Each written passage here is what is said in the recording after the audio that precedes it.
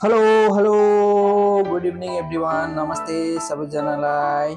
आज मेरो टर्न होइन खाना बनाउने, त्यही भएर म आज यसको सब्जी बनाउँदैछु। यसलाई चाहिँ के भन्छ तपाईँहरूकोमा कमेन्ट गर्नुहोला। नेपालमा चाहिँ यसलाई पिडालु भन्छ होइन। अनि मेरो ससुराली सिलिगुडी साइडमा चाहिँ यसलाई सुचुकुचु भन्दो रहेछ होइन। अनि यो दार्जिलिङमा चाहिँ हाम्रो दिदीको गाउँतिर चाहिँ यसलाई लाब्दा भन्दो रहेछ होइन। अनि तपाईँकोतिर चाहिँ के भन्छ कमेन्ट गर्नु होला है त।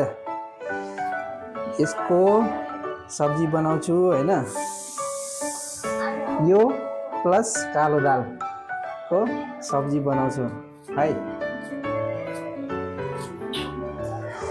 आज बेङ्गलोरको लास्ट डिनर हो। भोलि त सिक्किमतिर हिँड्छु। ए होइन होला, भोलि खान्छु नि हौ। भोलि डिनर खाएर रातिको चाहिँ ट्रेन छ।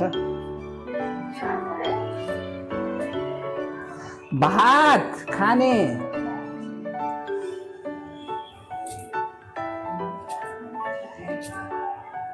आज चाहिँ दिदीले चाहिँ मलाई टर्न दिनुभएको छ होइन खाना बनाउने, त्यही भएर म आज कालो दाल।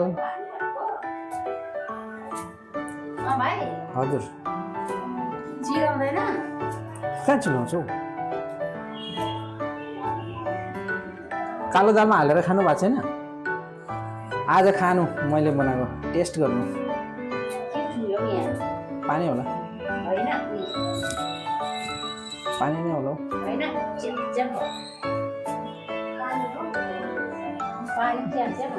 यो टाइल्स हो नि त, यो टाइल्समा यस्तै हुन्छ, चिप्लो टाइल्स छ। अनि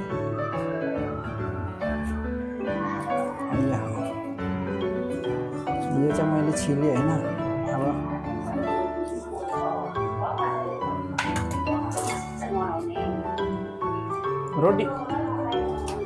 रोटी खानु हुँदैन तपाईँ?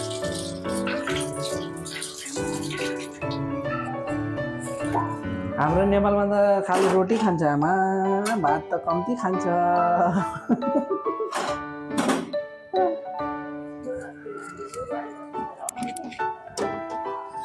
तपाईँ रेस्ट गर्नु, सुत्नु। भोलि ट्रेनमा सुत्नु पाउनु हुँदैन नि फेरि।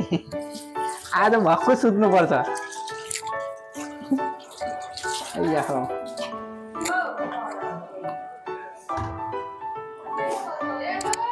ट्रेनमा अनि त्यहाँ टुँ गर्छ नि त ट्रेनले।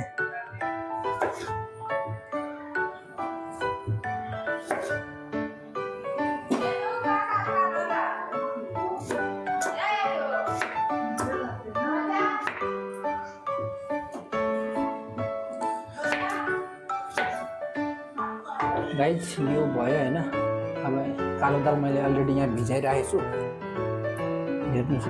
यो चाहिँ कुकरमा सिटी लगाउने हो होइन।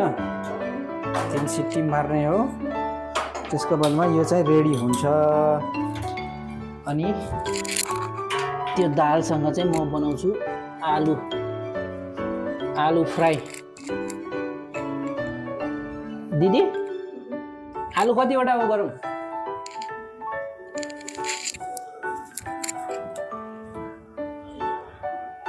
4टा आलु हाल्छु। आलु फ्राई होइन। फेरि दार्जिलिङमा चाहिँ आलुको चरचरे भन्दो रहेछ होइन। अब म बनाउँदैछु आलुको चरचरे। आलुको चरचरे बन्छ एकदम फ्रेन्च फ्राइज कट गरेर। त्यसलाई चाहिँ ओन्ली ओइलमा रोस्ट गर्ने, त्यसलाई भन्छ आलुको चरचरे। एकदम लो फ्लेममा बनाउनुपर्छ त्यसलाई। This is ready. अब अर्को चारजना छ, 4जनालाई 4टा आलु। फेरि दादाले होटलमा खाएर आउनुहुन्छ हो।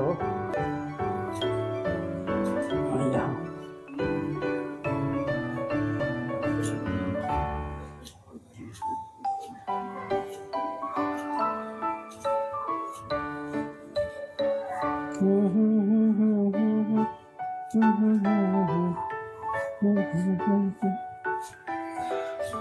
तेरी धूम धाम है, बस तेरी धूम, बस तेरी धूम धाम है।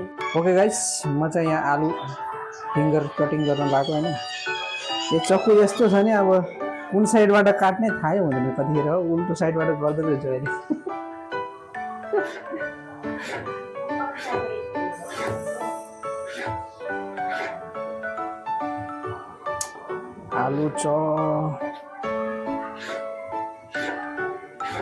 आलुलाई फिङ्गर कट गर्दैछु हैन।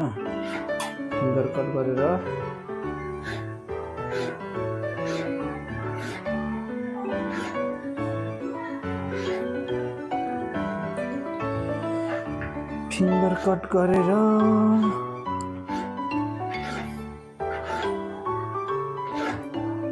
यसलाई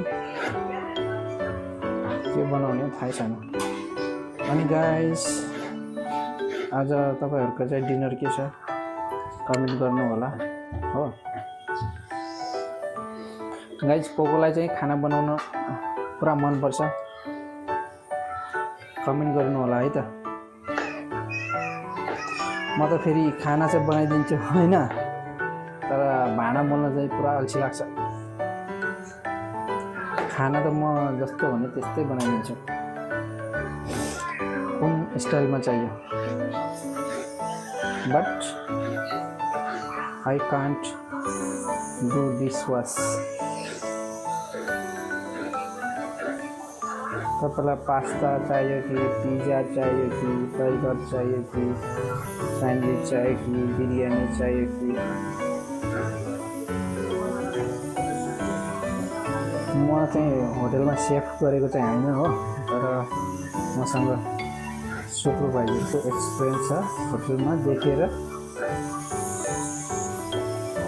चाहिँ मैले यो खानाहरू बनाउनु सेफहरूलाई देखेर सेफहरूसँग राम्रो दोस्ती भएर सिकेको होइन।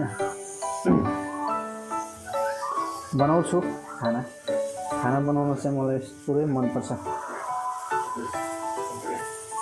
फेरि होटल खाना बनाउनु काम छोडेर चाहिँ होटल लाइन छोडेर चाहिँ किन त्यहाँ गइस् भन्नुहुन्छ होला। फेरि यो लाइन पनि राम्रो छ। ओके गाइस, कालो दाल चाहिँ रेडी भयो हैन। कालो दाल विथ पिँडालु, सुचुकुचु, लाब्दा। अनि तपाईँकोमा चाहिँ के भन्छ यसलाई? अनि हाम्रोमा त यो कालो दाललाई पनि मासको दाल भन्छ हैन, तपाईँकोमा चाहिँ। अनि अरू जग्गातिर चाहिँ कालो दाल भन्छ। यता कर्नाटकमा चाहिँ फेरि यसलाई उडदको दाल भन्छ। हिन्दीमा चाहिँ उडदको दाल भन्छ यसलाई, कालो दाल विथ सुचुकुचु। यो चाहिँ रेडी। गाइस, आलुको तरकारी पनि रेडी भएछ हैन। अब यसमा मसला हाल्न मात्रै बाँकी छ। यसमा बेसी मसला हाल्दैन, हल्दी, ओन्ली सल्ट। खुर्सानी मैले अलरेडी पड्काइसकेको छु। ओके गाइज, यहाँ खाना चाहिँ डिनर चाहिँ रेडी भइसकेको छ हैन। म तपाईँलाई डिनर देखाउँछु हो। डिनर चाहिँ रेडी। यो चाहिँ आलुको चरचरी, यो चाहिँ कालो दाल, अनि लाब्दा, पिँडालु हो। अनि यहाँ चाहिँ अचार भाइले बनाएको।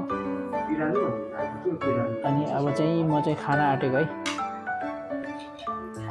सुरु गरिदिउँ है। वाउ,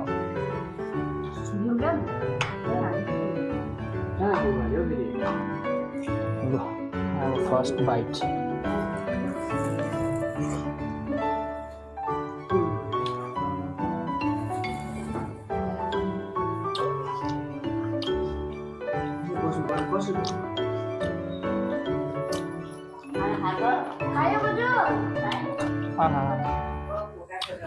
भाइ अचार त खतरा पिरो रहेछ।